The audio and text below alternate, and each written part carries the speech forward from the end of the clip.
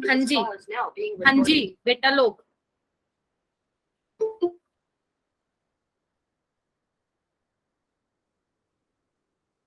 क्या हो गया, सारे चुप क्यों हो गए? अलग से था क्या कुछ टेस्ट?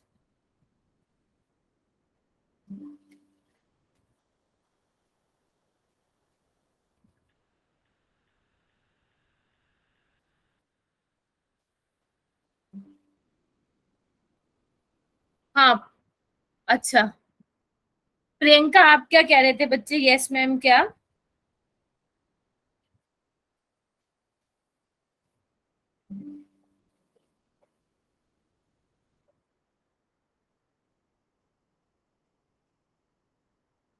ओके, आज डेट क्या है बच्चे?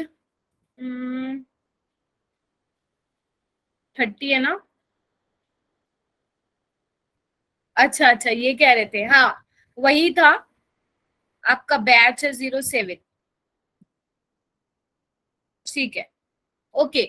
तो हमने लास्ट क्लास में बच्चे कितना कर लिया था? हमने सारा वो कवर कर लिया था ना? नॉन सी आप लोग अनम्यूट करके बोल सकते हैं। किसी का माइक वगैरह का इश्यू है तो चलेगा, बट जिनका माइक एकदम सही काम कर रहा है तो वो अनम्यूट कर सकता है खुद को। ठीक है? ठीक है बच्चे। तो लास्ट टाइम हमने क्या कर लिया था बेटा? सारा नॉन इक्वेशन और डेल्टा जी, ये सब जो है हमने कवर कर लिया था, और कुछ क्वेश्चंस भी किए थे। याद है? याद है तुम लोगों को? अरे अनम्यूट करके बोल दो बेटा। हाँ, तो जो क्वेश्चंस रह गए थे, मतलब जो मैंने आपको नोट्स में दिए थे अटैच करके, वो आपको सोल्व करने चाहिए। अगर नहीं किए तो बहुत बुरी बात है, प्लीज आज कर लेना, क्योंकि आज मैं कोई क्वेश्चन नहीं दूंगी आपको। जब ये पूरा टॉपिक हो जाएगा कंडक्टेंस और आपका कोलार फ्लो वाला, उसके बाद जो है मैं क्वेश्चंस दूंगी आपको। ठीक है? तो अगर किसी स्टूडेंट ने वो नहीं किए नंस्ट वाले, तो आज करेंगे, क्योंकि आपका आज एक ही क्लास है। आज आपकी केमिस्ट्री की क्लास है, तो आपके पास टाइम है, आप कर सकते हैं। कुछ तो मैंने क्लास में ही करा दिए थे, कुछ हैं जो खुद करने हैं।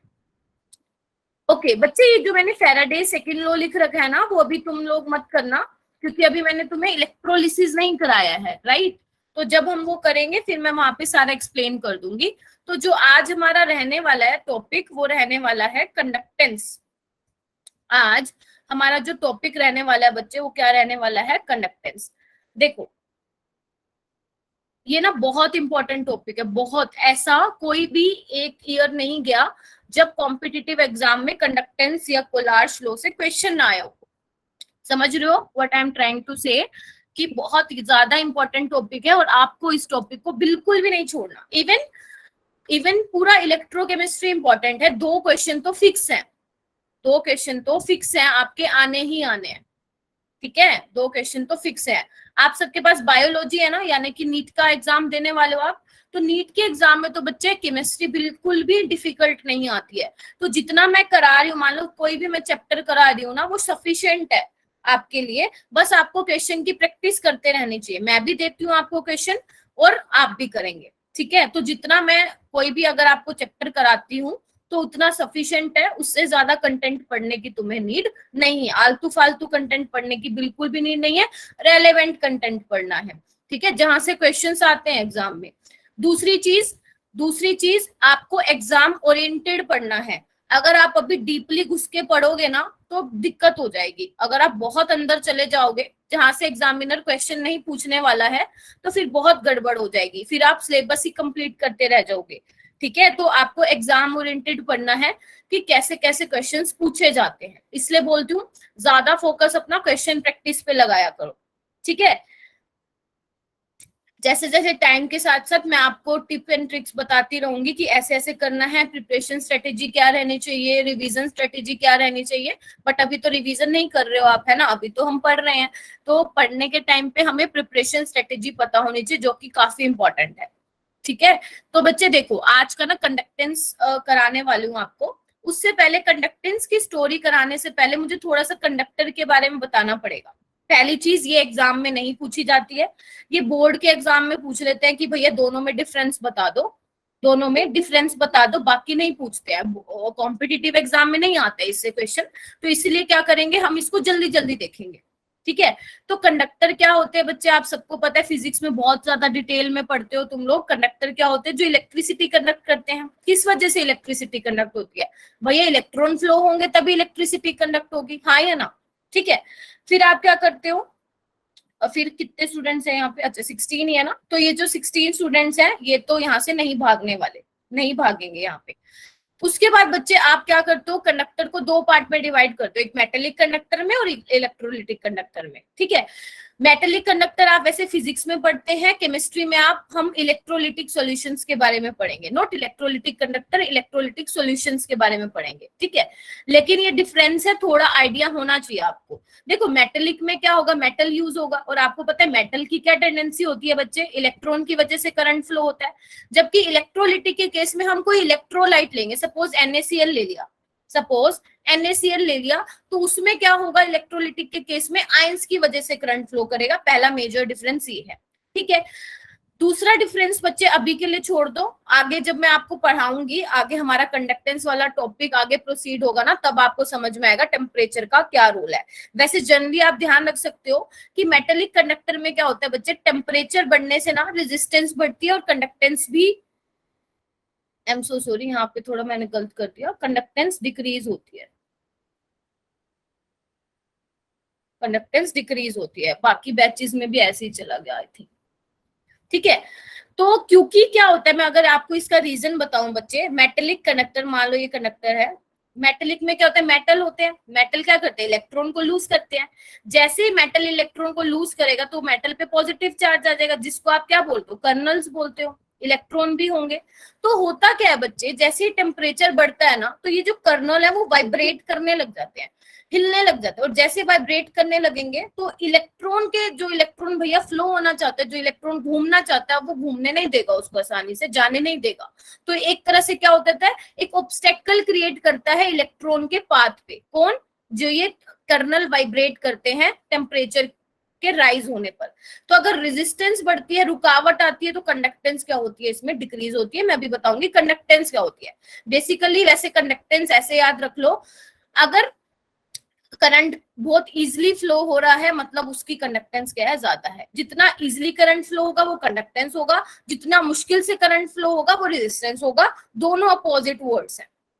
ठीक है, जबकि इलेक्ट्रोलिटिक के केस में बच्चे अलग होता है। टेम्परेचर बढ़ने से क्या होता है, जो आपके आयंस होते हैं ना, उनमें इंटरमोलिकुलर फोर्स ऑफ अट्रैक्शन बहुत वीक हो जाती है, जिसकी वजह से मजे से आयन जो है फ्रीली मूव करते हैं। और आयंस जब फ्रीली मूव करेंगे तो भैया करंट भी अच्छे से फ्लो होगा, और अगर करंट अच्छे से फ्लो होगा तो बच्चे कंडक्टेंस भी बढ़ेगी। इसको धीरे धीरे धीरे धीरे और अच्छे से समझ में आएगा जब मैं अभी आने वाले टाइम में अभी आपको पढ़ाऊंगी। ठीक है, थर्ड पॉइंट आप ये ध्यान रखेंगे कि मेटेलिक कंडक्टर में जब करंट फ्लो करता है ना, तो सब्सटेंस की कोई डिकम्पोजिशन नहीं होती। जैसे मान लो कॉपर का वायर है, कॉपर की वायर में से करंट फ्लो हो रहा है, तो क्या कॉपर की वायर टूट जाएगी क्या, उसका एरिया कम हो जाएगा या लेंथ कम हो जाएगी, ऐसा नहीं है ना, नहीं है ना। तो मेटेलिक के केस में बच्चे सब्सटेंस की डिकम्पोजिशन नहीं होती है, while in case of electrolytic substance decompose हो जाता है। जैसे मान लो NaCl ले रहे हो, इधर देखो NaCl ले रहे हो, सोल्यूशन में जाने के बाद ये क्या टूटेगा ही, Na+Cl नेगेटिव में टूटेगा, तो मतलब बेसिकली सब्सटेंस डिकम्पोज हो गया। तो ये 3 पॉइंट है, अगर आएंगे तो लिख लोगे क्या, बताओ बताओ बच्चा लोग, वेरी गुड। हाँ, ऐसे अनम्यूट करके बोल दिया करो, जिसका माइक वाइक नहीं चल रहा उसका वो मेरे को चैट बॉक्स में बता सकता है, वेरी गुड। और बच्चे जितने 18 स्टूडेंट्स आप हो, मुझे पता है आप रेगुलर रहते हो क्लास में, आगे भी मैं आपसे यही एक्सपेक्ट करूंगी कि आप लोग हर क्लास में रेगुलर रहो। मुझे पर्सनली बहुत अच्छा लगता है और प्राउड भी फील होता है। ठीक है, चलो अच्छा, उसके बाद मैंने कहा कंडक्टेंस कंडक्टेंस कर रही हूं मैं कब से, है ना, कंडक्टेंस पढ़ने वाले कंडक्टेंस पढ़ने वाले। तो जो आपके बच्चे सिलेबस में है ना, वो है आपका कंडक्टेंस इन इलेक्ट्रोलिटिक सॉल्यूशन। क्या है, conductance in electrolytic solution. I hope ये जो लिखा हुआ है वो आप सबको दिखाई दे रहा है ना। ओके, तो बच्चे कंडक्टेंस क्या है, मैंने अभी भी बताया, कितना इजिली करंट फ्लो हो रहा है वो आपका कंडक्टेंस है। ठीक है, तो अब हमें क्या देखना है बच्चे, हम कुछ फैक्टर देखेंगे जिसके बेसिस पे आप ये बता पाओगे कि कंडक्टेंस का क्या होगा, उस किस केस में कंडक्टेंस ज्यादा होगी, किस केस में कम होगी। तो फैक्टर हम डिस्कस करेंगे, और ये फैक्टर भी इंपॉर्टेंट है आपके, यहाँ से भी क्वेश्चन बन जाता है। ठीक है, तो ध्यान रखना जितने नंबर ऑफ आयंस होंगे उतनी कंडक्टेंस ज्यादा होगी, ये दिमाग में फंडा रखना अपना। जितने ज्यादा आयंस होंगे भैया उतने ज्यादा आयंस भी मूव करेंगे, और अगर आयंस मूव करेंगे तो भैया क्या होगी, कंडक्टेंस भी ज्यादा होगी, क्योंकि इलेक्ट्रोलिटिक सॉल्यूशन में करंट किस वजह से फ्लो कर रहा है, आयंस की मूवमेंट की वजह से। आपको पता है जब कोई चार्ज पार्टिकल मूव करता है तभी करंट फ्लो होता है, पढ़ते हो ना फिजिक्स में, जब कोई चार्ज पार्टिकल मूव करता है तभी करंट फ्लो होता है। तो भैया जब आयन घूमेंगे फिरेंगे तभी तो करंट फ्लो होगा, ठीक है। तो हम वन बाय वन बच्चे क्या करेंगे, कंडक्टेंस के फैक्टर देखेंगे। उससे पहले ना सेटअप देख लेते हैं एक्चुअल में कंडक्टेंस मेजर कैसे करते थे, कैसे करते हैं। जब मैं आपको गैल्वेनिक सेल में ये बता रही थी बेटा कि ई सेल कैसे मेजर करते हैं, तो आप लोग क्या करते थे मैम, डैनियल सेल लेते थे, वहां पे हम जो है वोल्ट मीटर में रीडिंग देखते थे, है ना। तो ई सेल को मेजर करने के लिए हमारे पास डैनियल सेल था, कंडक्टेंस को मेजर करने के लिए बच्चे हमारे पास होता है कंडक्टिविटी सेल। कौन सा cell, conductivity cell. Conductivity cell setup कैसा होता है, ये बीकर में सॉल्यूशन होता है आपका, ठीक है, कंडक्टिविटी सेल होता है आपका, ठीक है। उसमें क्या होती है, इलेक्ट्रोड्स डली होती है, जनरली हम प्लेटिनम की लेते हैं, ठीक है, और ये कनेक्ट होता है, ठीक है। तो ये क्या होता है, सॉल्यूशन में आयंस होते हैं, ठीक है। ये क्या करते हैं, मूव करते हैं, तो आप इस कंडक्टिविटी सेल की हेल्प से जो है कंडक्टेंस मेजर करते हैं। तो ध्यान, मतलब ज्यादा ध्यान रखने की तो नीड नहीं है, बस ये ध्यान रखना कंडक्टिविटी सेल हम यूज करते हैं इसमें, ठीक है। अच्छा, उसके बाद है बच्चे ध्यान से देखना इधर, कौन कौन से फैक्टर इफेक्ट करते हैं, ठीक है। देखो सबसे पहले है नेचर ऑफ इलेक्ट्रोलाइट। तुम मेरी सुनना, आज के लेक्चर में एक काम करना, सिर्फ मेरा सुनना, तुम्हें नोट्स में प्रोवाइड करवा दूंगी आपके ग्रुप में, ठीक है। तो बच्चे देखो इलेक्ट्रोलाइट का नेचर क्या है, ध्यान से सुनना। आपके पास दो टाइप के इलेक्ट्रोलाइट होते हैं, एक स्ट्रॉन्ग इलेक्ट्रोलाइट होता है और एक वीक इलेक्ट्रोलाइट होता है, ये दो इलेक्ट्रोलाइट होते हैं। स्ट्रॉन्ग इलेक्ट्रोलाइट में क्या होता है भैया, उनका डिसोसिएशन 100% होता है। कौन कौन से स्ट्रॉन्ग इलेक्ट्रोलाइट होते हैं बताओ, NaCl, वीक, जितने भी आपके स्ट्रॉन्ग एसिड स्ट्रॉन्ग बेस है, इवन जो सोल्ट है, वो सारे किस कैटेगरी में आ जाएंगे, स्ट्रॉन्ग इलेक्ट्रोलाइट की कैटेगरी में आ जाएंगे। तो इनका क्या होता है बच्चे, कंप्लीट डिसोसिएशन होता है, आप बोल सकते हो 100% डिसोसिएट होते हैं due to their strong behaviour, right. जबकि वीक इलेक्ट्रोलाइट में क्या होता है, डिसोसिएशन इनकम्प्लीट होता है। सपोज आपने मान लो एसिटिक एसिड ले लिया, मान लो आपने एसिटिक एसिड ले लिया 100 मॉलिक्यूल, लेकिन भैया अब देखा तो सॉल्यूशन में उसके मुझे 10 मॉलिक्यूल ही डिसोसिएटेड फॉर्म में मिले, यानी कि 90 के 90 किस में रह गए, अनडिसोसिएटेड फॉर्म में, ठीक है, यानी कि कंप्लीट डिसोसिएशन नहीं हुआ है। तो एक बात बताओ, स्ट्रॉन्ग इलेक्ट्रोलाइट के केस में मुझे नंबर ऑफ आयंस ज्यादा मिलेंगे या वीक इलेक्ट्रोलाइट के केस में नंबर ऑफ आयंस ज्यादा मिलेंगे, बताओ बताओ। स्ट्रॉन्ग इलेक्ट्रोलाइट क्यों मिलेंगे, क्योंकि उनमें डिसोसिएशन क्या होता है, 100% होता है। तो यानी कि क्या मैं बोल सकती हूँ क्या, स्ट्रॉन्ग इलेक्ट्रोलाइट के केस में जो कंडक्टेंस है वो बढ़ेगी, और जबकि वीक इलेक्ट्रोलाइट के केस में कंडक्टेंस डिक्रीज होगी। बोलो हाँ या ना। Yes ma'am. वेरी गुड, शाबाश। हाँ, ऐसे एक्टिव रहो, बहुत मजा आएगा पढ़ने में, बहुत ज्यादा। और ये तो टॉपिक भी बहुत इंटरेस्टिंग है, बहुत इंटरेस्टिंग टॉपिक है। चलो उसके बाद आगे चलते हैं हम साइज ऑफ आयंस पे, बहुत इंपॉर्टेंट क्वेश्चन है, बहुत ज्यादा। ये आपका सेम कंसेप्ट आपका उसमें भी आएगा, एफ ब्लॉक एलिमेंट में, एक यहाँ पे भी है इलेक्ट्रोकेमिस्ट्री में, तो दोनों जगह ही इंपॉर्टेंट है। तो ध्यान से देखना बच्चे, साइज ऑफ आयंस। जो बच्चे लेट आ रहे हैं प्लीज टाइम पे आया करो, तुम्हारे लिए आधा घंटा क्लास रिशेड्यूल करवाई गई है, अगर तुम ही लेट हो गए तो कैसा चलेगा फिर, ठीक है। अच्छा, तो हम अब ये देखते हैं बेटा आयंस के साइज पे कैसे आपकी कंडक्टेंस जो है वो डिपेंड करती है। तो देखो मैंने ना यहाँ पे कुछ आयंस लिखे हैं, लिथियम सोडियम पोटेशियम, ठीक है। मैं बात कर रही हूँ एक्वस सॉल्यूशन की, यानी कि ये अंडरस्टूड रहेगा कि हम जो इलेक्ट्रोलिटिक सॉल्यूशन ले रहे हैं ना वो किसी सॉल्वेंट में बना रहे हैं, सपोज वो सॉल्वेंट पानी है ना। तो तुम मुझे एक चीज बताओ कि इन तीनों में से सबसे ज्यादा साइज किसका छोटा है, लिथियम का, सोडियम का या पोटेशियम का।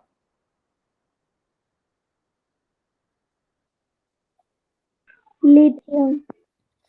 ठीक है, लिथियम का साइज सबसे छोटा है। लिथियम का साइज, एक बात बताओ, जिसका साइज सबसे छोटा होगा वाटर मॉलिक्यूल उसी के चारों तरफ ज्यादा सराउंड होंगे, हाँ या ना। जिसका साइज छोटा, देखो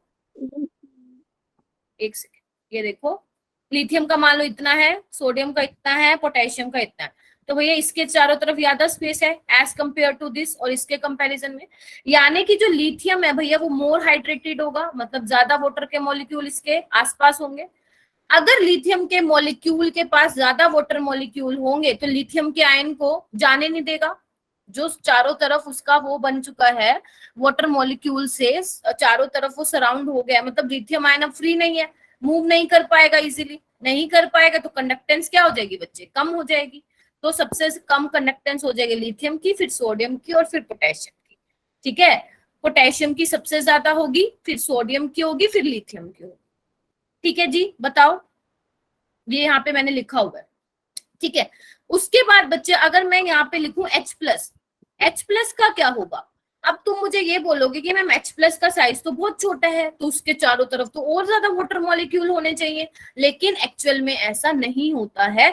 H प्लस की कंडक्टेंस इन सबसे ज्यादा होती है। ये क्यों होती है, क्योंकि मतलब आपको एक एक्सपेरिमेंट होता है आपका प्रोटॉन जंप एक्सपेरिमेंट, जो आप जिसको ग्रोथस इफेक्ट भी बोलते हो, उस केस में ये बताया गया है कि माना कि H प्लस का साइज छोटा है, और इसी छोटे साइज की वजह से ना H प्लस बहुत बहुत जल्दी मूव करता है, मतलब उसकी हाइड्रेशन पावर नहीं देखी गई, उसकी मोबिलिटी देखी गई है।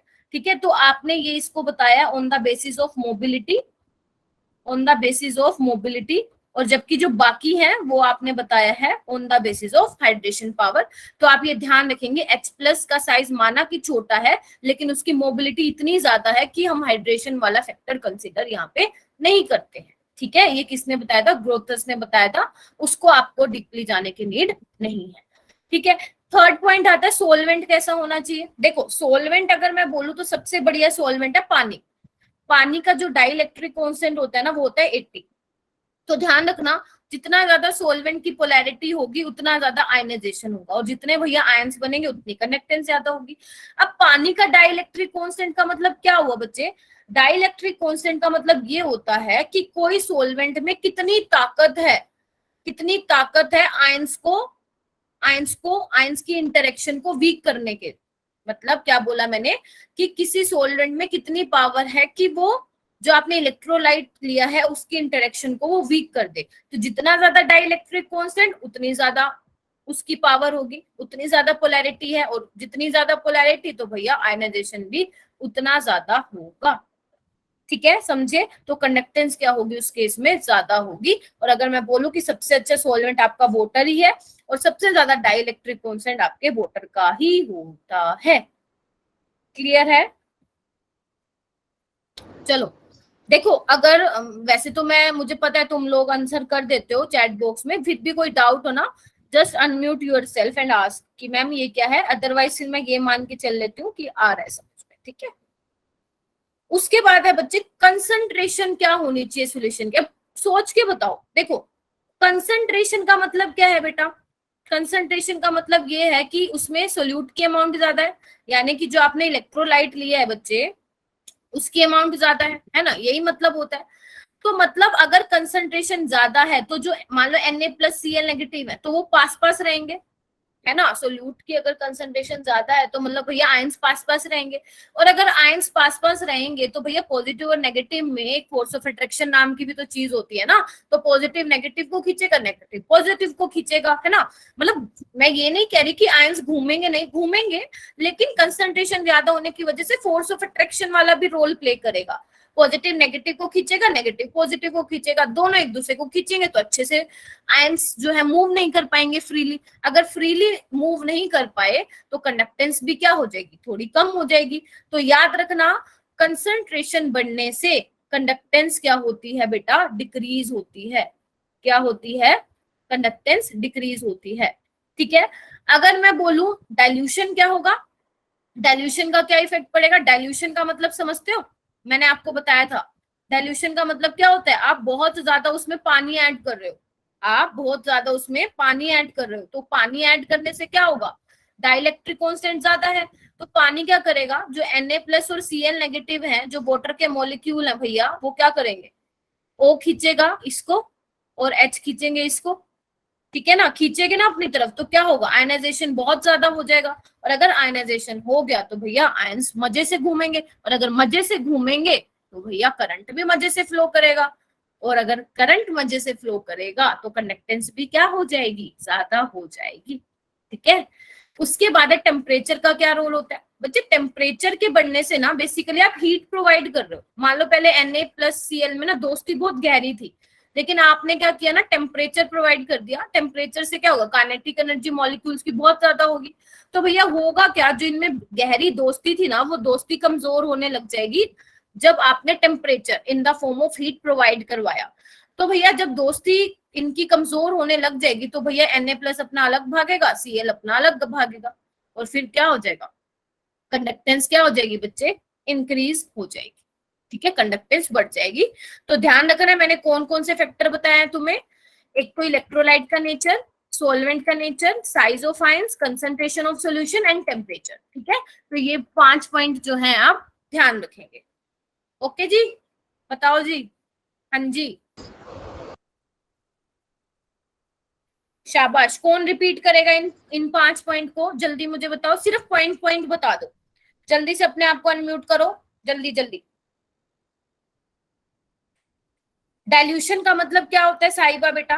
डाइल्यूशन का मतलब होता है कि तुमने एक सॉल्यूशन, मान लो तुमने NaCl का सॉल्यूशन बना रखा है, तो तुमने पानी में ही बनाया होगा, लेकिन आप क्या कर रहे हो, उसमें और पानी और पानी और पानी डाल रहे हो।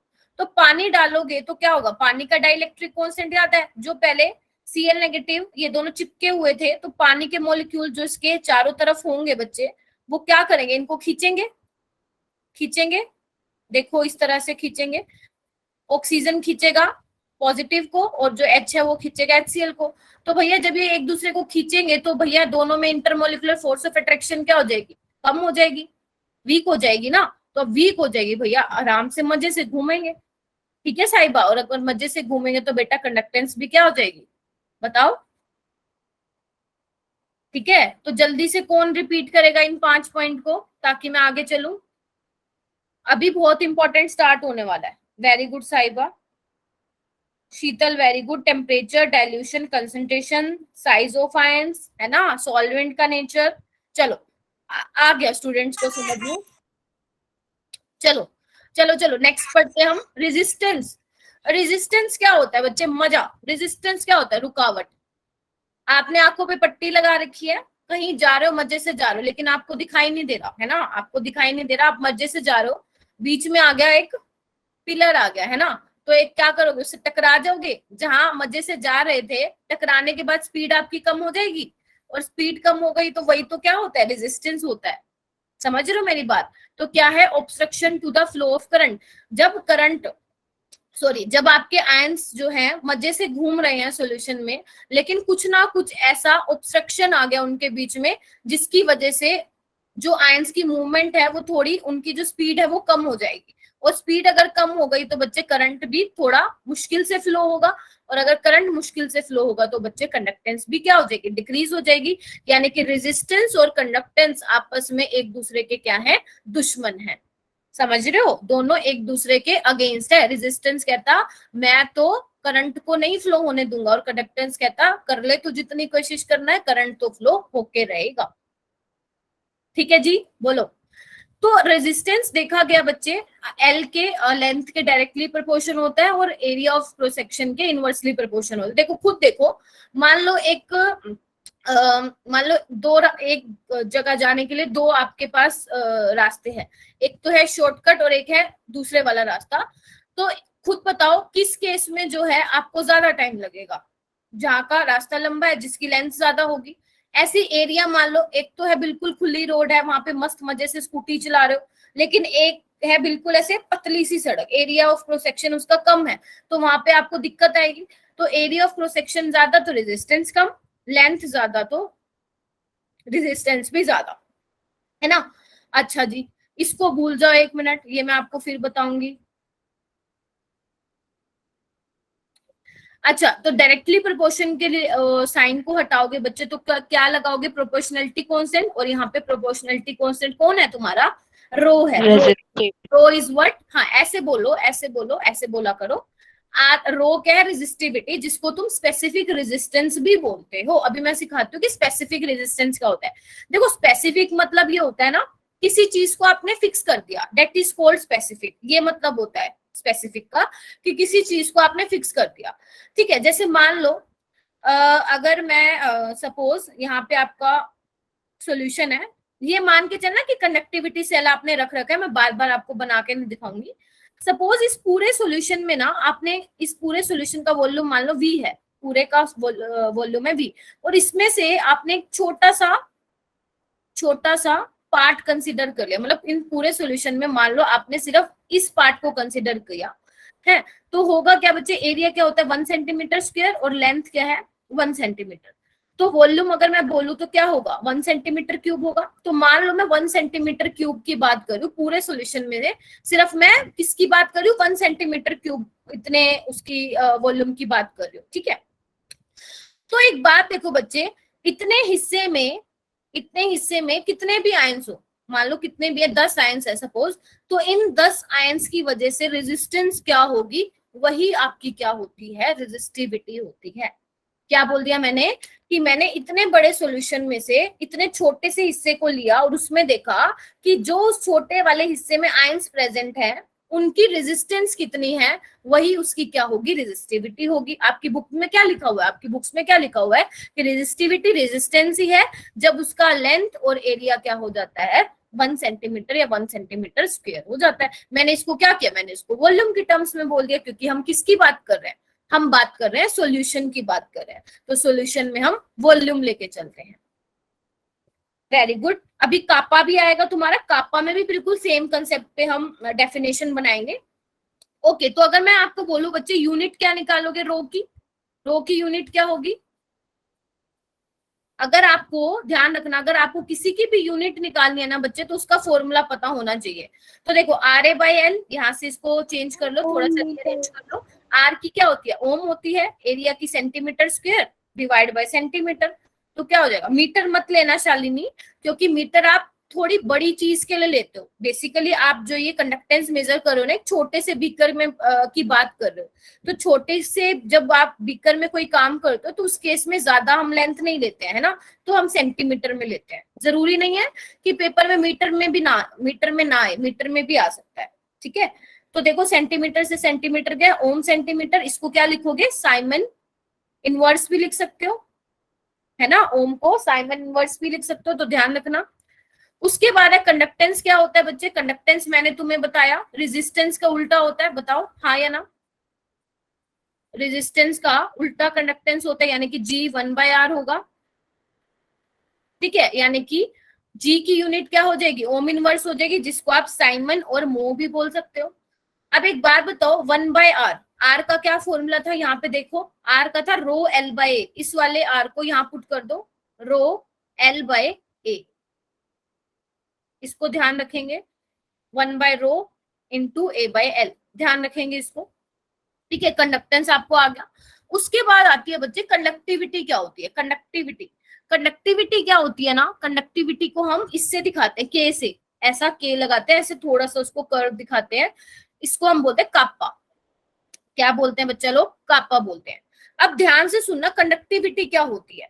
ठीक है, बेसिकली कंडक्टिविटी क्या होती है, इसकी डेफिनेशन सारे ही लिख लो, conductance due to all the ions present in 1 centimetre cube of the solution. अभी तो शायद ऊपर से गया होगा, मैं समझाती हूँ आपको। 1 सेंटीमीटर क्यूब को आप 1 ml भी लिख सकते हो, क्योंकि यू नो वेरी वेल कि 1 millilitre is equal to 1 centimetre cube. ठीक है, तो आपको ये डेफिनेशन पता होनी चाहिए, इसका मतलब क्या है समझाते हैं। पहले एक फॉर्मूला देखते हैं। देखो बच्चे, अब कापा क्या होता है, इधर देखो, जैसे आपका कंडक्टेंस रेजिस्टेंस के इनवर्सली प्रोपोर्शन होता है बच्चे, वैसे आपकी जो कंडक्टिविटी है वो रेजिस्टिविटी के इनवर्सली प्रोपोर्शनल होती है, ये ध्यान रखेंगे आप। ठीक है, अब रो क्या है, यहां से देखो रो क्या है, RA/L, वैल्यू पुट कर दो, RA/L। ठीक है, अब 1/R क्या होता है, कंडक्टेंस होता है, जिसको आप G से डिनोट करते हो। L/A क्या होता है बच्चे, L/A होता है तुम्हारा सेल कांस्टेंट। क्या होता है, सेल कांस्टेंट। ठीक है, जिसको आपकी कुछ बुक्स में जो है G* से दिखा रखा है। तो आपको ये फॉर्मूला तो किसी भी हाल में पता होना ही चाहिए, रट्टा मार लो इसका अच्छे से कि kappa is equal to G into G*। Kappa is equal to G into G star. G star is what? L by A है. यूनिट क्या हो जाएगी एल बाय ए की? सेंटीमीटर इनवर्स, क्योंकि एरिया सेंटीमीटर स्क्वायर में होता है. Kappa की यूनिट क्या होती है? Siemens centimetre inverse. ठीक है, इसकी हो जाएगी निकाल लेना. कंडक्टेंस की हो जाएगी ओम इनवर्स, और सेल कांस्टेंट की हो जाएगी सेंटीमीटर इनवर्स. तो साइमन सेंटीमीटर इनवर्स लिख सकते हो. दूसरी चीज यहाँ पे मैंने नोट करके क्या लिखवा रखा है तुम्हें, कि किसी भी गिवन सेल के लिए L by A is constant. समझे क्या बोला मैंने? मान लो आप कोई भी, मान लो आप लोग क्या कर रहे हो, अंकिता एंड कुमकुम क्या कर रहे हैं, एक ही कंडक्टिविटी सेल पे अपना एक्सपेरिमेंट कर रहे हैं. पहले अंकिता ने किया, कंडक्टेंस मेजर करके गई, उसका मर्जी था कि उसने कौन सा इलेक्ट्रोलिटिक सॉल्यूशन लिया. फिर कुमकुम ने किया. एक बात बताओ, क्या जब अंकिता के बाद कुमकुम करने गई वो एक्सपेरिमेंट, तो क्या उस सॉल्यूशन में जो आपने इलेक्ट्रोड डाल रखी है, जैसे मान लो ये है ना कंडक्टिविटी सेल, क्या उसका एरिया चेंज हो जाएगा या उसका लेंथ चेंज हो जाएगा? एरिया इलेक्ट्रोड का ए ही रहने वाला है, और लेंथ जो है इलेक्ट्रोड की वो एल ही रहने वाली है. तो लेंथ और एरिया किसी भी पर्टिकुलर सेल के लिए, गिवन सेल के लिए चेंज नहीं होता. तो ध्यान रखना एल बाय ए क्या रहेगा बच्चे? कांस्टेंट रहेगा. ठीक है. अच्छा, हम क्या कर रहे थे? कापा की डेफिनेशन देख रहे थे. देखो, अगर तुम बोलो कि ma'am G star L by A है, तो एल बाय ए को आप क्या बोल सकते हो कि अगर आपकी लेंथ 1 सेंटीमीटर और एरिया 1 सेंटीमीटर स्क्वायर हो जाए, तो आपका कापा जो है जी के इक्वल आ जाएगा. यही बोलोगे आप? बोलो हाँ या ना. Yes ma'am. ठीक है. Yes, ma'am. अगर ये बोलोगे तो देखो इसका मतलब क्या हुआ, समझाती हूँ मैं आपको. देखो अभी क्या कर रहे हैं हम, इसको बच्चे कापा को ना स्पेसिफिक कंडक्टेंस भी बोलते हो. स्पेसिफिक मतलब कोई चीज आपने फिक्स कर दिया है. तो अगर आप मान लो पूरे सॉल्यूशन में से एक छोटे से वॉल्यूम की बात करते हो, कितना 1 सेंटीमीटर क्यूब के वॉल्यूम की बात करते हो, तो 1 सेंटीमीटर क्यूब के जो वॉल्यूम में कितने आयंस है, कितने आयंस है और उनकी कंडक्टेंस क्या है, उन आयंस की वजह से कितनी कंडक्टेंस आई, वही आपकी क्या होगी बच्चे? कापा होगी. यही मैंने वो बताया था रेजिस्टिविटी. उसमें देखा था आयंस की कितनी रेजिस्टेंस थी, वही रेजिस्टिविटी थी. इसमें क्या बोला मैंने? आयंस की कंडक्टेंस कितनी है, वही उसकी क्या होगी? कंडक्टिविटी होगी. ठीक है. तो ध्यान रखना, जब भी हम वर्ड लगा देते हैं स्पेसिफिक, तो हम किसी एक स्पेसिफिक चीज की बात करते हैं. मतलब मैं पूरे सॉल्यूशन की कंडक्टेंस की बात नहीं कर रही, मैं पूरे सॉल्यूशन में से एक छोटे से हिस्से की बात कर रही हूँ. समझ गए कंडक्टिविटी क्या होती है? यही तो लिखा था मैंने, conductance due to all the ions present in 1 centimetre cube of the solution. Clear है? बोलो.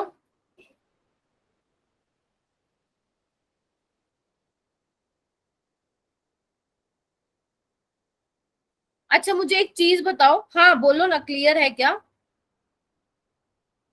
अच्छा मुझे एक चीज बताना, अगर मैं तुम्हें बोलूं कि 1 ml की कंडक्टेंस कितनी होगी, तो तुम क्या बोलोगे? 1 ml. चलो वह तुम्हारे लिए इजी कर देती हूँ. 1 सेंटीमीटर क्यूब की, क्योंकि 1 सेंटीमीटर क्यूब 1 ml के बराबर होता है. सपोज मैं बोल रही हूँ तुम्हें 1 सेंटीमीटर क्यूब की कंडक्टेंस किसकी होगी, आई मीन 1 सेंटीमीटर क्यूब की कंडक्टेंस कितनी होगी, तो तुम बोलोगे मैम वो तो कापा के इक्वल होगी. हाँ या ना? बोलो, अनम्यूट करो खुद को. Yes ma'am. यही बोल रही हूँ ना मैं, भाई बड़े से सॉल्यूशन में से छोटे से हिस्से में आयंस की क्या कंडक्टेंस होगी, वही कापा होगी. तो 1 सेंटीमीटर क्यूब के लिए कापा होगी. तुम्हें अगर बोले कि भैया 500 सेंटीमीटर क्यूब के लिए निकाल दो, तो तुम क्या करोगे? Kappa into 500 centimetre cube. बोलो हाँ या ना? सिंपल है. एक के लिए तुम्हें पता है, बाकी जो तुम्हें दे रखा हो निकाल लेना. ठीक है. इस कंसेप्ट को हम यूज करेंगे यहाँ पे मोलर कंडक्टिविटी में. अब मोलर कंडक्टिविटी का क्यों आया कंसेप्ट? मान लो मेरे पास एक पायल है और एक है अलका. ठीक है. ये नाम ऊपर ऊपर है इसलिए मैं इनका ले रही हूँ, तुम बाकी लोग नाराज मत होना. ठीक है. पायल है, अलका है. मैं पायल और अलका को ये बोल रही हूँ बेटा कि ना तुम्हारे पास क्या बोल रही थी मैं, हाँ, दोनों के पास ना 1 ml सोल्यूशन है. दोनों के पास बच्चे क्या है? 1 ml सोल्यूशन है. और मैं दोनों को कह रही हूँ कि मुझे ना कंडक्टिविटी बता दो कितनी होगी. आप इसको कंडक्टेंस भी बोल सकते हैं, लेकिन कब बोल सकते हैं कंडक्टेंस? जब मैं बात कर रही हूँ सिर्फ 1 ml की, तभी आप कंडक्टिविटी को कंडक्टेंस बोल सकते हैं. ठीक है. ओके. तो मैं बोल रही हूँ 1 ml लिया है दोनों ने, दोनों कंडक्टिविटी की वैल्यू बता दो। तो पायल मुझे कह रही है मैम 5 आ रही है, मेरी 5 आ रही है वैल्यू, और अलका मुझे कह रही है मैम 20 आ रही है। तो दोनों का अलग अलग कैसे हो गया? दोनों के पास है तो 1 ml, तो लोचा तो हो रखा है कहीं पे। तो लोचा वो किस वजह से हो रखा है बच्चे? हो सकता है कि जो पायल ने सोल्यूशन लिया हो वो कंसंट्रेटेड लिया हो, और जो अपनी अलका है उसने लिया हो डाइल्यूट सोल्यूशन। और तुम्हें पता है डाइल्यूट सोल्यूशन के केस में कंडक्टेंस की वैल्यू ज्यादा होती है, क्योंकि आयंस जो भैया दूर दूर होते हैं। तभी जो है अलका की वैल्यू 25 आ रही है और पायल की वैल्यू 5 आ रही है ना? तो अब इस गड़बड़ को ठीक करने के लिए हम क्या लाए? हम लाए मोलर कंडक्टिविटी। मोलर कंडक्टिविटी में क्या हुआ? सिंपल सा है, जो उनकी कंडक्टिविटी में डिफरेंस आ रहा था पायल और अलका की, हमने क्या किया? हमने ये बोला कि पूरे सॉल्यूशन में से आप उतना वॉल्यूम ले लो जिसमें 1 मोल ऑफ इलेक्ट्रोलाइट डिसोल्व है। आप पूरे सॉल्यूशन में से उतना वॉल्यूम ले लो जिसमें 1 मोल ऑफ इलेक्ट्रोलाइट डिसोल्व है। मतलब कंसंट्रेशन का जो पंगा आ रहा था उसी को हमने क्या कर दिया? फिक्स कर दिया कि भैया 1 मोल ले लेते हैं हम। अब पायल के पास भी 1 मोल है और किसके पास 1 मोल है? क्या बोलते हैं, अलका के पास भी 1 मोल है। अब दोनों की कनेक्टिविटी सेम आएगी। बताओ एग्री करते हो या नहीं करते हो? बताओ अंजी, बोलो जी। चल, आई थिंक ये कंसेप्ट समझ में आया होगा बच्चे कि हम मोलर कंडक्टिविटी क्यों पढ़ रहे हैं। तो मोलर कंडक्टिव अभी हमने क्या बोला था? हाँ, तो मोलर कंडक्टिविटी की क्या हो जाएगा बच्चे? फॉर्मूला क्या हो जाएगा? Kappa into we. ये हमने ऑलरेडी देख लिया था, अभी मैं आपको समझा रही थी ना। कापा इंटू वी सेम वही है, बस हमने क्या किया? 1 मोल के लिए निकाल रहे हैं तो कापा इंटू वी। अब देखो मोलैरिटी क्या होती है बच्चे, तुम सबको पता है मोलैरिटी क्या होती है? Number of moles by volume. अब नंबर ऑफ मोल्स तो हम यहाँ पे 1 मोल लेके चल रहे हैं, तो मोलैरिटी कितनी हो जाएगी? 1/v हो जाएगी। ठीक है, तो v को आप क्या लिख सकते हो बेटा? 1/m लिख सकते हो। तो आपने क्या किया? v को क्या लिख दिया आपने? 1/m। m क्या है? मोलैरिटी। आपकी बुक में हो सकता है लिखा हो c भी लिखा हो सकता है, क्योंकि c भी क्या है? कंसंट्रेशन है। तो आपकी मर्जी है कापा बाय c लिखो या कापा बाय m लिखो। ठीक है, इसकी यूनिट ध्यान रखना बच्चे, इसकी यूनिट ध्यान रखना। कापा की मैंने तुम्हें बता दी, साइमन सेंटीमीटर इनवर्स होती है। मोलैरिटी की तुम्हें पता है बच्चे, मोल पर लीटर होती है। लेकिन जो मोलर कंडक्टिविटी की यूनिट होती है वो बच्चे क्या होती है? साइमन सेंटीमीटर स्क्वायर पर मोल होती है। कहीं भी आपको लीटर नहीं दिख रहा है यहाँ पे, तो आपको इस लीटर को बच्चे सेंटीमीटर में कन्वर्ट करना पड़ेगा। और वो कैसे करोगे? देखो 1 litre is equal to 10⁻³ centimetre cube होता है। तो आप जब इसको यहाँ पुट करेंगे तब आपकी जाके जो है मोलर कंडक्टेंस की वैल्यू आएगी साइमन सेंटीमीटर स्क्वायर पर मोल में। बताओ ये यूनिट का हो गया क्या सही? क्योंकि यूनिट भी पूछी जाती है एग्जाम में। बताओ। Yes, ma'am. ठीक है, इसमें तो आई थिंक कोई दिक्कत नहीं होनी चाहिए। यहाँ पे आओ, इसको मैं एक बार ना हटा दूं। देखो उसके बाद है इक्विवेलेंट कनेक्टिविटी। देखो इक्विवेलेंट कनेक्ट, जैसे उसमें क्या था? मोलर में हमने क्या लिया था? मोलैरिटी ली थी। इक्विवेलेंट में हम क्या लेते हैं बच्चे? नॉर्मेलिटी लेते हैं। इक्विवेलेंट में हम क्या लेते हैं? नॉर्मेलिटी लेते हैं। कापा की यूनिट वही है। नॉर्मेलिटी की यूनिट क्या होती है बच्चे? इक्विवेलेंट पर लीटर होती है। फिर से लीटर को सेंटीमीटर क्यूब में जब चेंज करोगे तो इक्विवेलेंट कंडक्टिविटी की यूनिट क्या आ जाएगी? ध्यान रखना, साइमन सेंटीमीटर स्क्वायर पर इक्विवेलेंट आ जाएगी। ठीक है जी। उसके बाद है रिलेशनशिप बिटवीन इक्विवेलेंट और मोलर कंडक्टिविटी। तो ध्यान रखना बच्चे, जो आपकी इक्विवेलेंट कंडक्टिविटी होती है वो होती है molar conductivity divide by N. N क्या है आपका? N factor. N factor. ठीक है, एन यहाँ पे क्या है बच्चे? लिख सकते हो number of sorry, I am so sorry, इसको चेंज करो। Total number of, not number of, total number of positive charge और नेगेटिव चार्ज। जैसे देखो इधर, मान लो मैंने यहाँ लिखा है, सिंपल लेते हैं H2SO4। H2SO4 का जब बच्चे आप डिसोसिएशन कराओगे तो क्या बनेगा? 2H plus SO4 negative. तो यहाँ पे या तो आप एक टोटल पॉजिटिव चार्ज काउंट कर लो या टोटल नेगेटिव, दोनों को साथ नहीं करना, एक ही करना है। तो यहाँ देखो कितना पॉजिटिव चार्ज है बच्चे यहाँ पे? 2 का। तो n की वैल्यू क्या हो जाएगी इस केस में? 2 हो जाएगी। समझे? बताओ, जैसे BaCl2 है सपोज, तो इसका क्या होगा? Ba2 plus 2Cl negative. तो देखो कितने का चार्ज है? पॉजिटिव काउंट कर लो, n की वैल्यू 2। ठीक है, जैसे एक और ले लो, एल्यूमिनियम सल्फेट ले लो। कौन बताएगा इसका एन फैक्टर कितना होगा, बताओ। हाँ बताओ, बताओ बेटा। कुमकुम बताओ। मैम 3 होगा। 3 कैसे होगा बेटा?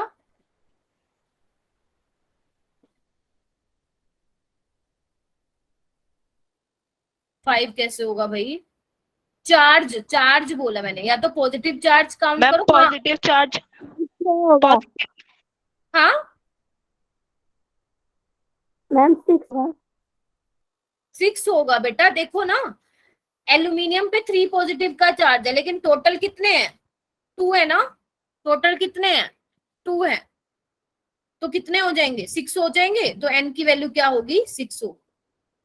आपको नेगेटिव और पॉजिटिव को साथ नहीं काउंट करें, या तो आप टोटल पॉजिटिव चार्ज काउंट करो कितना होगा, या नेगेटिव चार्ज करो काउंट। समझ में आया? बताओ, नहीं तो एक और एग्जांपल लो। हाँ जी, जैसे एक और एग्जांपल ले लेती हूँ। ओके देखो, बेरियम सल्फेट ले लेती हूँ। तो इसको कैसे डिसोसिएट करोगे? Barium 2 plus plus SO4 2 negative. तो इस पे चार्ज बताओ कितने का होगा, एन फैक्टर क्या होगा? वेरी गुड, 2 मैम 2 होगा। अब समझ में आया? Yes ma'am, yes ma'am. चलो उसके आगे चलो बच्चे। अब हम करेंगे, अभी हमने क्या क्या सीख लिया देखो। अभी तक हमने कंडक्टेंस सीख ली, कापा सीख लिया, इक्विवेलेंट कंडक्टिविटी देख ली, मोलर कंडक्टिविटी देख ली, सब कुछ देख लिया, मतलब डेफिनेशन देखी है बेसिकली, सब कुछ तो नहीं, डेफिनेशन देखी है। अब हम ये देखेंगे बच्चे, बिल्कुल ध्यान से समझना, इतना इंपॉर्टेंट है ना ये, बस क्या बताऊं मैं, बहुत इंपॉर्टेंट है, ठीक है, समझ लो। ओके, अब हम ये देखेंगे कि डाइल्यूशन का इन सारी टर्म्स पे क्या इफेक्ट पड़ता है। ठीक है जी, क्या बोल रही हूं मैं, कि डाइल्यूशन का इन सब पे क्या इफेक्ट पड़ेगा, तो हम वन बाय वन डिस्कस करेंगे। Firstly we have conductance. मैंने तुम्हें बताया कि आपके पास 2 तरह के इलेक्ट्रोलाइट होते हैं। ध्यान से सुनना, एक स्टोरी की तरह सुनना, लिखो बेशक मत।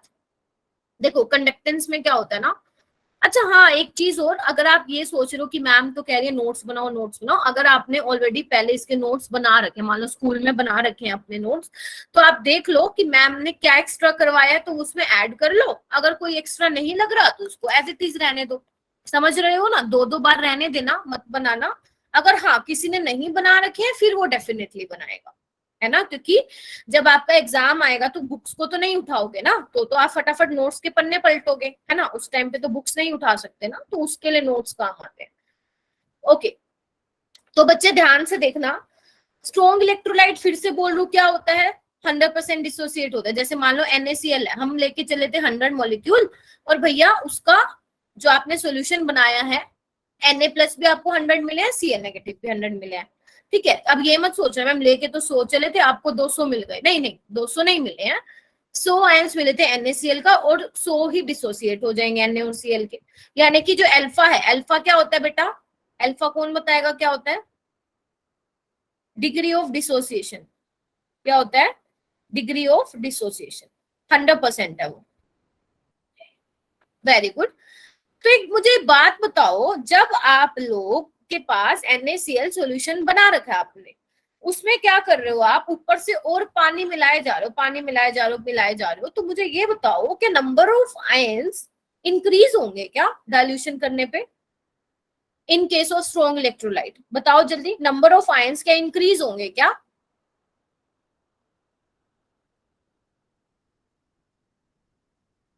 हाँ जी बोलो भैया, अगले नंबर ऑफ आयंस इंक्रीज होंगे? नहीं होंगे साहिबा, तुम बिल्कुल ठीक कह रहे हो। मैंने ही बताया था कि नंबर ऑफ आयंस इंक्रीज होते हैं, लेकिन भैया स्ट्रॉन्ग इलेक्ट्रोलाइट में ऑलरेडी 100% डिसोसिएशन है, तो अगर आप डाइल्यूशन कर भी दोगे तो, अगर डाइल्यूशन कर भी दोगे तो भैया वो 100 ही रहेंगे, 100 से 101% नहीं हो जाएंगे, है ना, तो 100 ही रहेंगे। यानी कि डाइल्यूशन करने पे number of ions will remain same in case of strong electrolyte. ठीक है, तो फिर डाइल्यूशन करने का क्या फायदा हुआ हमें?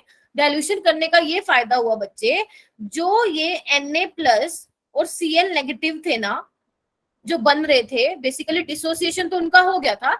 दूसरी क्या चीज आती है, दोनों में इंटरमोलिकुलर फोर्स ऑफ अट्रैक्शन। तो क्या होगा बच्चे, क्या होगा, इन दोनों की फोर्स ऑफ अट्रैक्शन क्या होगी, डाइल्यूशन करने पे वीक हो जाएगी। और अगर इंटरमोलिकुलर फोर्स ऑफ अट्रैक्शन बच्चे दोनों के बीच वीक हो जाएगी तो Na+ इधर भागेगा, Cl- इधर भागेगा। समझ रहे हो? तो दोनों में क्या होगा, इसकी वजह से आपकी कंडक्टेंस जो है बढ़ेगी डाइल्यूशन करने पे। यानी कि स्ट्रॉन्ग इलेक्ट्रोलाइट में सिर्फ एक ही फैक्टर डोमिनेंट रोल प्ले कर रहा है, वो कौन सा है, कि फोर्स ऑफ अट्रैक्शन जो होगा आयंस के बीच में वो वीक होगा। ठीक है। उसके बाद वीक इलेक्ट्रोलाइट के केस में क्या, मान लो मैंने एसिटिक एसिड लिया, एसिटिक एसिड किस में डिसोसिएट होगा बच्चे, CH3CO- और H+ में। मान लो तुम 100 मॉलिक्यूल लेके चल रहे थे, आपको 10-10 मिले हैं, 10-10 मिले हैं। अब क्या होगा, ध्यान से सुनना, डाइल्यूशन करने पे यहाँ पे अब पहले जो 10-10 मिल रहे थे, हो सकता है कि डाइल्यूशन करने पे 10 से तो ज्यादा ही होंगे, 20 हो जाएंगे, 30 हो जाएंगे, क्योंकि अब आपने क्या किया है, यहाँ पे यहाँ आपका जो पानी है जिसका डाइलेक्ट्रिक कांस्टेंट 80 होता है, वो यहाँ पे रोल प्ले करेगा। अब जो है वो पानी क्या करेगा भैया, एसिटेट आयन को अलग खींचेगा, H+ को अलग खींचेगा, दोनों को क्या करेगा, आयनाइज कर देगा। ठीक है। तो वीक इलेक्ट्रोलाइट के केस में डाइल्यूशन करने पे नंबर ऑफ आयंस भी इंक्रीज होते हैं, साथ ही साथ फोर्स ऑफ अट्रैक्शन भी वीक होती है। तो वीक इलेक्ट्रोलाइट के केस में जो कंडक्टेंस बढ़ने का रीजन है, वो दो फैक्टर जो है रोल प्ले करते हैं, नंबर ऑफ आयंस भी बढ़ रहे हैं और फोर्स ऑफ अट्रैक्शन भी क्या हो रही है, बताओ, कम हो रही है। लेकिन मैं अगर आपसे पूछूं कि किस केस में जो है कंडक्टेंस ज्यादा इंक्रीज होगी, बताओ, वीक में ज्यादा होगी या अपना स्ट्रॉन्ग में ज्यादा होगी, बताओ, वीक में ज्यादा होगी या स्ट्रॉन्ग में ज्यादा होगी, मतलब बढ़ेगी तो सब में, मुझे ये बताओ फास्टली किस में बढ़ेगी, रैपिड इंक्रीज किस में होगा, वीक में या स्ट्रॉन्ग में। वेरी गुड, शाबाश, वीक में प्राउड ऑफ होगा you, ma'am. Very good, weak में होगा। क्यों होगा बच्चे वीक में, क्योंकि भैया वीक इलेक्ट्रोलाइट तो पहले ही इतना मरियल सा था, उसके तो पहले ही आयंस डिसोसिएट नहीं हो रहे थे। जब उसने देखा कि भैया मेरे अंदर और कोई, मेरे अंदर क्या हो रहा है, डाइल्यूशन बढ़ता जा रहा है, तो क्या करेगा, एकदम से नंबर ऑफ आयंस बढ़ेंगे, एकदम से फोर्स ऑफ अट्रैक्शन वीक होगी और एकदम से रैपिड इंक्रीज आएगा कंडक्टेंस में। जबकि स्ट्रॉन्ग इलेक्ट्रोलाइट में तो हमें पता था कंडक्टेंस तो बढ़ेगी ही बढ़ेगी, सिर्फ डाइल्यूशन करने पे उसकी फोर्स ऑफ अट्रैक्शन ही वीक हुई है। तो स्ट्रॉन्ग इलेक्ट्रोलाइट के केसेस में बच्चे जो आपकी कंडक्टेंस इंक्रीज तो होगी, लेकिन स्लोली स्लोली स्लोली इंक्रीज होगी। ये पॉइंट समझ में आया, बहुत इंपॉर्टेंट था, बताओ। Yes ma'am. ठीक है। उसके बाद हम बात करते हैं बच्चे, उसके बाद हम बात करते हैं कापा की। कंडक्टिविटी का क्या हाल है, कंडक्टिविटी की एक बार डेफिनेशन रिकॉल करो, क्या बोला था मैंने, कंडक्टिविटी की conductance due to all the ions present in 1 centimetre cube of the solution. यानी कि मैं एक बार डायग्राम फिर बना देती हूँ। मैंने बात किया था कि सपोज इसके वॉल्यूम जो है इसका V है, ठीक है, और इसमें मैंने छोटे से हिस्से की बात कर रही हूँ, इसमें मैं देख रही हूँ कितने आयंस है और उनकी कंडक्टेंसी कंडक्टिविटी थी। तो मान लो बच्चे, अभी तक जब तक आपने डाइल्यूशन नहीं किया, मतलब अभी सिंपल जितना पानी था जिसमें मैक्सिमम इलेक्ट्रोलाइट डिसोल्व हो जाए उतना तुमने सॉल्यूशन बना रखा है। तो मान लो अभी डाइल्यूशन करने से पहले इसमें 100 आयन है, सोच के बताना, सोच के। तो जैसे ही आप डाइल्यूशन कराओगे तो मुझे ये बताओ कि इस हिस्से में जो पहले 100 आयन्स थे, अब 100 से मतलब क्या होंगे, ज्यादा होंगे या कम होंगे, बताओ।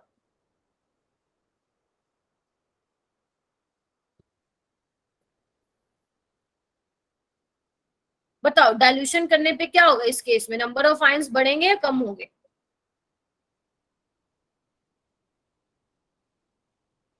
कोई है जिसके पास, कोई बता सकता है, ताकि फिर मैं समझाऊं, नहीं तो डिक्रीज होंगे। Very good. क्यों होंगे बच्चे, क्योंकि डाइल्यूशन करने पे आपको क्या पता है, डाइल्यूशन करने पे भैया आयंस के बीच की फोर्स ऑफ अट्रैक्शन वीक होती है ना, तो आयंस दूर दूर भागेंगे। तो भैया जो इसमें 100 आयंस बैठे थे मिलके, वो क्या हो जाएंगे, दूर दूर भागेंगे। तो मान लो पहले यहाँ पे 100 थे, डाइल्यूशन करने के बाद यहाँ पे मान लो 50 रह गए, तो इस पर्टिकुलर हिस्से में नंबर ऑफ आयंस क्या हो गए, यानी कि number of ions per unit volume, per unit volume लिखा भी हुआ है मैंने ऊपर, पर यूनिट वॉल्यूम क्या हो गए बच्चे, कम हो गए। अगर नंबर ऑफ आयंस कम हो गए तो कंडक्टेंस भी तो कम हो जाएगी, या यू कैन से कंडक्टिविटी भी तो कम हो जाएगी। हाँ या ना, बोलो बोलो जी। ये आपके 2 नंबर का आएगा बोर्ड के एग्जाम में, ठीक है, कॉम्पिटिटिव में भी आ सकता है, ऐसी बात नहीं है। शाबाश। उसके बाद आओ, ये 2 बार आ गया क्या? अच्छा ठीक है ठीक है। उसके बाद आओ बच्चे मोलर कंडक्टिविटी। ये एक बार मैं फिर इरेज कर देती हूँ इसको। देखो मोलर कंडक्टिविटी और इक्विवेलेंट कंडक्टिविटी क्या थी बच्चे हमारे पास? वो थी हमारे पास, चाहे आप मोलर कंडक्टिविटी बोल दो इक्विवेलेंट कंडक्टिविटी बोल दो, क्या थी? कापा इंटू वी, ये था। एक बात बताओ, मैंने कहा था ऑन डाइल्यूशन, जैसे आप डाइल्यूशन करोगे, मतलब या ऐसे करो इसको, अगर आप मान लो डाइल्यूशन बढ़ा रहे हो, डाइल्यूशन ज्यादा कर रहे हो, तो कापा की वैल्यू क्या हो जाएगी? कम हो जाएगी। अभी बताया डाइल्यूशन के साथ कनेक्टिविटी की वैल्यू डिक्रीज होती है। अगर कापा की वैल्यू कम हो जाएगी तो भैया मोलर कंडक्टिविटी और इक्विवेलेंट कंडक्टिविटी की वैल्यू कम हो जाएगी। लेकिन अगर मान लो डाइल्यूशन आप कर रहे हो लेकिन वॉल्यूम तो बढ़ रहा है, डाइल्यूशन करने पे वॉल्यूम तो बढ़ रहा है, वॉल्यूम बढ़ रहा है ना। अगर पहले इतना था, ऊपर से आप और पानी डाल रहे हो तो वॉल्यूम तो बढ़ गया। अगर वॉल्यूम बढ़ गया तो भैया आयंस भी दूर दूर भागेंगे क्योंकि फोर्स ऑफ अट्रैक्शन वीक होगी। तो उस केस में तो मोलर कंडक्टेंस या मोलर इक्विवेलेंट कंडक्टिविटी बढ़नी चाहिए। तो यहाँ पे तो हम फंस गए। यहाँ पे तो दो दो फैक्टर एक दूसरे के अगेंस्ट आके खड़े हो गए। वो कह रहे हैं कि कापा को घटाओगे तो ये घटेगा, वॉल्यूम को बढ़ाओगे तो ये भी बढ़ेगा, है ना। तो हम क्या मानेंगे? हम ये मानेंगे जो एक्सपेरिमेंटली देखा गया। एक्सपेरिमेंटली ये देखा गया बच्चे, जितनी कापा की वैल्यू कम होती है ना, उससे ज्यादा वॉल्यूम बढ़ता है। यानी कि कापा की वैल्यू को कंपनसेट कर देता है वॉल्यूम का बढ़ना। तो हम क्या मान के चलते हैं, जो डोमिनेंट फैक्टर है वो क्या है यहाँ पे? वॉल्यूम है। कौन है? बोलो।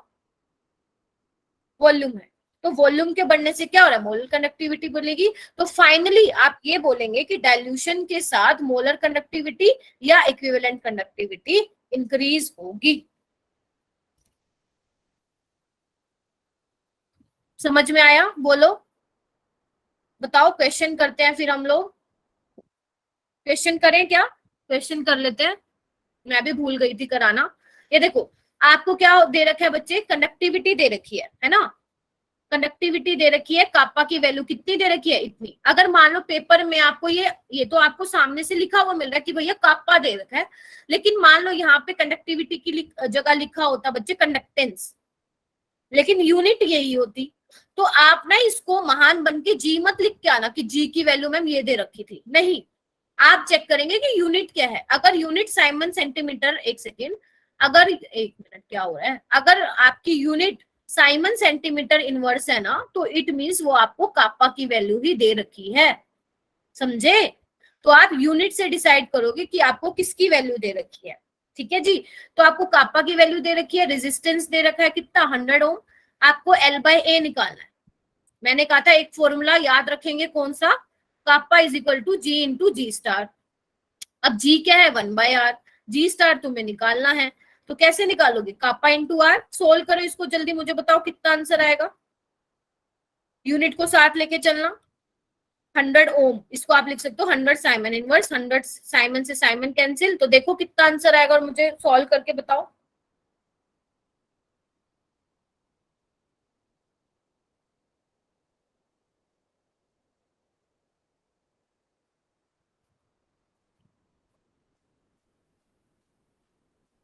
सोल्व करके बताओ बेटा।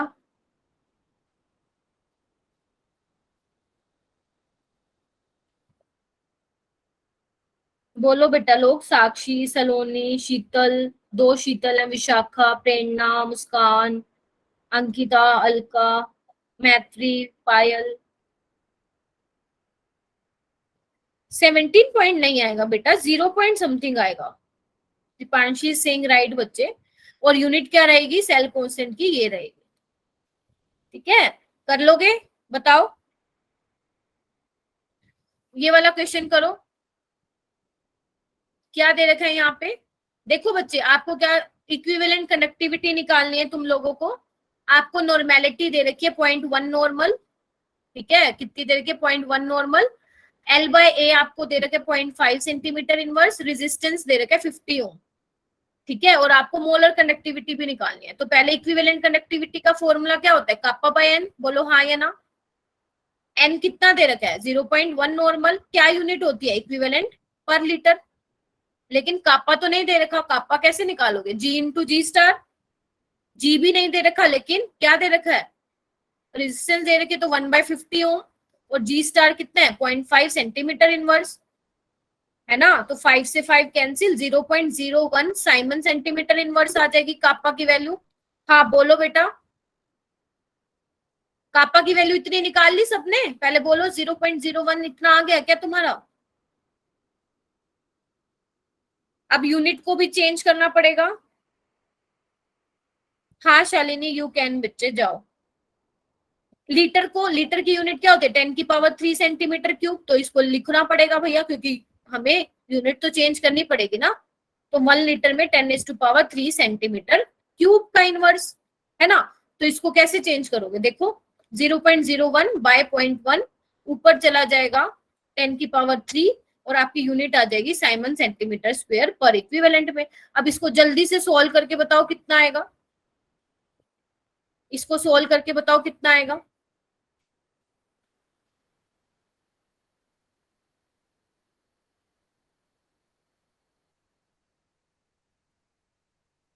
हंड्रेड आ गया क्या बताओ, 100 आ गया। अब क्या निकाले, मोलर कंडक्टिविटी। तो इक्विवेलेंट कंडक्टिविटी क्या होती है, मोलर कंडक्टिविटी बाय एन।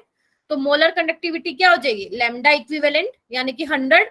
अब एन क्या होगा, देखो एन क्या होगा बच्चे, H2SO4 का क्या होगा एन, देखो 2H plus plus SO4 2 negative, यानी कि एन की वैल्यू क्या होगी 2 होगी। तो क्या आ जाएगा आंसर 200। कर लोगे सोल्व, इसको मैं नेक्स्ट क्लास में कराऊंगी, ये ग्राफ वाला जो है हम नेक्स्ट क्लास में सीखेंगे, ठीक है। ओके, तो आज मैंने क्या क्या बताया, कौन बोलेगा, कोई एक स्टूडेंट।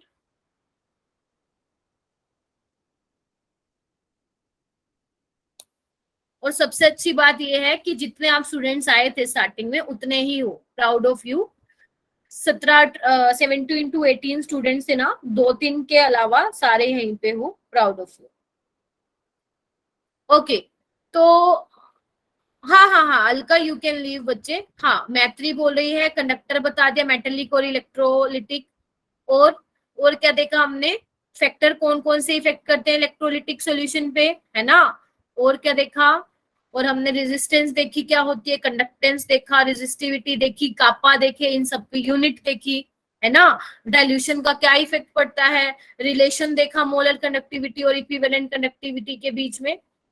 और आपको दोनों मेडिकल करवाया है मैंने, ठीक है। अभी क्या होगा, आपको इसके क्वेश्चंस कब मिलेंगे, जब मैं कोलार्स लो करा दूंगी ना, तो आपको पूरे इसके क्वेश्चंस मिल जाएंगे।